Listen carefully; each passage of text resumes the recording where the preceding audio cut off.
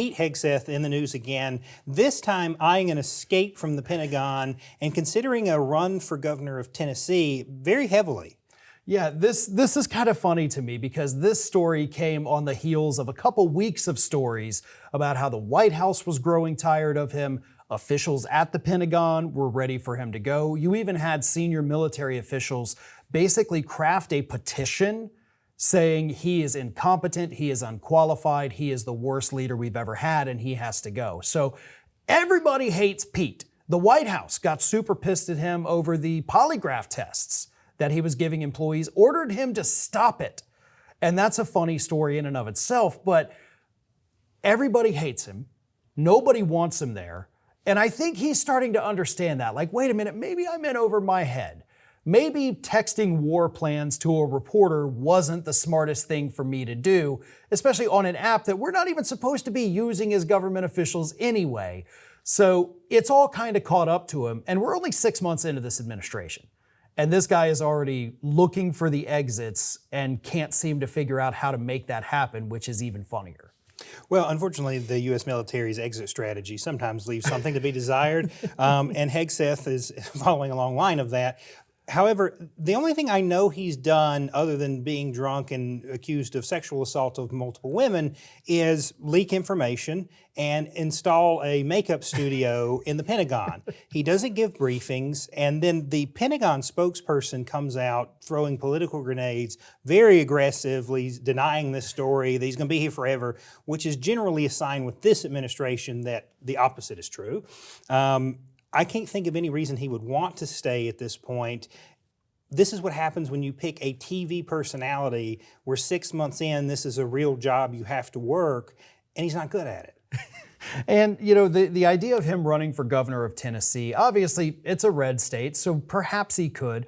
But all it's going to take if he decides to run for office is a Republican in a primary or even a Democratic general election opponent to go out there and recruit these military officials that have crafted this petition and say, hey, you guys want to cut an ad for me? Talk about how horrible he is, talk about how incompetent and unprofessional he is. Great. 30 seconds is all I need. And you're going to take Hegseth down. Like, I don't think this man has a future in electoral politics, perhaps being appointed to something, sure. But with the mistakes that he has made, with the troops he has endangered, you get some of them on camera to run an attack ad against him, and that'll seal the deal, especially in a red state like Tennessee. Well, and it wasn't political connections that got him this job. This is one of the people that Donald Trump said, oh, I like how he looks on TV, and he gave him a job. And then, of course, all the problems came out. But senators voted to confirm this man. He was confirmed. Yeah. And I think that's something that I hope the viewers remember in their various elections around the country, or the senators who confirmed this man. Knowing what we knew then, it cannot be surprising to see what a failure he has been.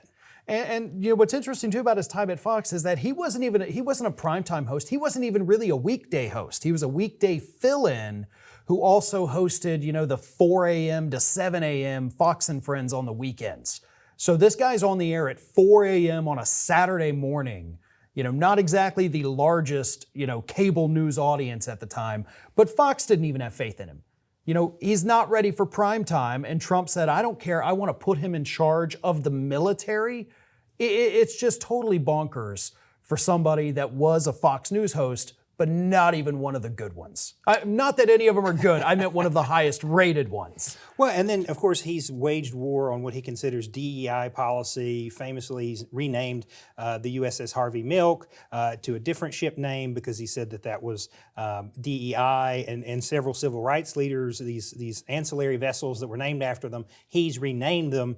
I mean, just the waste of money and the politicization of the military has never been so dire under this man.